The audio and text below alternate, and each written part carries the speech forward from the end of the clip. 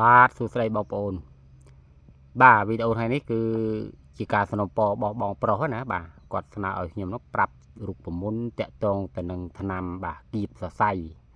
បាទគៀបសរសៃថ្លោះសរសៃបាទឬគឺជាប់ចកេះជាប់អីហ្នឹងគឺប្រើបានទាំងអស់បាទ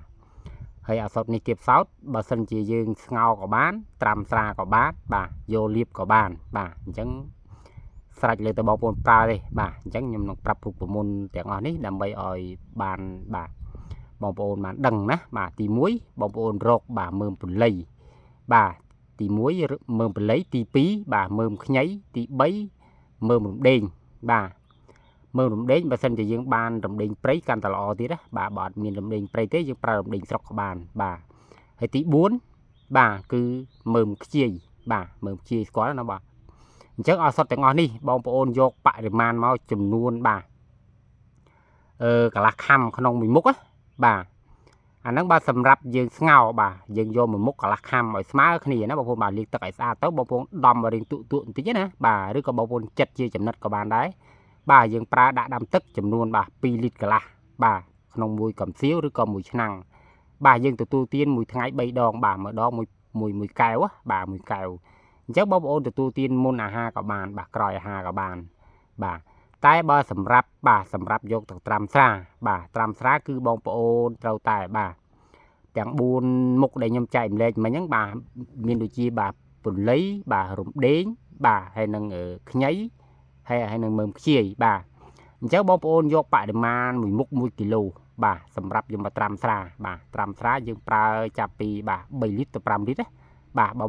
បងប្អូនចង់ខ្លាំងបាទបងប្អូនប្រើ3លីត្រតែបើបងប្អូនចង់មកល្មមទេ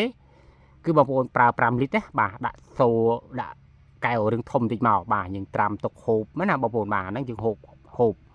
តែបើបងប្អូនយករឹតក៏បានដែរបាទយករឹតកន្លែងណាថ្លោះកន្លែងណាឈឺសរសៃឈឺសសងហ្នឹងបានដូចគ្នាណា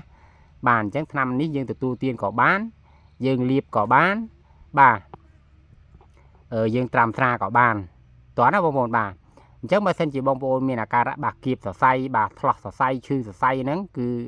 រូបមន្តនេះហើយបាទគឺជាឱសថដល់ប្រកែហើយបាទអត់មានអីខ្លាំងជាងម្ដេងរំដេងពន្លៃហើយនឹងខ្ញីហើយនឹងមើមខ្ជាយទេបាទសិតជាស្ដេចកំពូលកៅជួយខាងសរសៃណាបងប្អូនបាទអញ្ចឹងបើសិនជាបងប្អូនគៀបសរសៃបាទបងប្អូនអាចហូបផងបងប្អូនអាចរឹតផងបញ្ជាក់ណាបងប្អូនបាទបើចំពោះអ្នកជាប់គេហៅថាជាប់ឌីសបាទជាប់ឌីសឆ្អឹងខ្នងគឺអត់ត្រូវទេបាទអត់ត្រូវទេណាបងប្អូនបាទសូមបញ្ជាក់ប៉ុណ្ណឹងបាទអញ្ចឹងគឺវីដេអូខ្ញុំមានតែប៉ុណ្្នឹងទេបើសិនជាមាន